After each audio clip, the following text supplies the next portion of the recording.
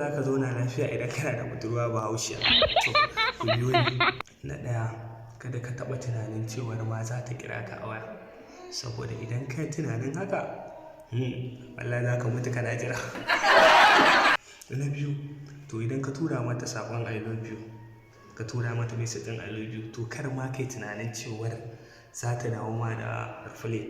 Saboda idan ka yi haka ma ka ɓata kanka lokaci. To ga wani kuma fa babban aiki. Kada ka taɓa yin tsammanin ma za ta maka magana idan ta fara ganin ka online. Kuma fa gaskiya ne halinsu ne haka. Ka sani kai kake son ta, kuma kai za ka yi mata komai, kai za ka kula da ita, ita ba ta iya yi maka komai ba. To ka riƙe wannan ma, an ka riƙe za ka zama babban kuma. Ta riƙa shi. A koyaushe fa za ta iya rabuwa da kai idan ta samu wanda ya bi ka kuɗi. Kash an kare. Tana samun wanda ya bi ka kuɗi za ta canza ka. Idan ka ce mata I love you ko ina son ki, to kawai za ta ce ma, girman kai ba zai bata ta ce ma I love you ba.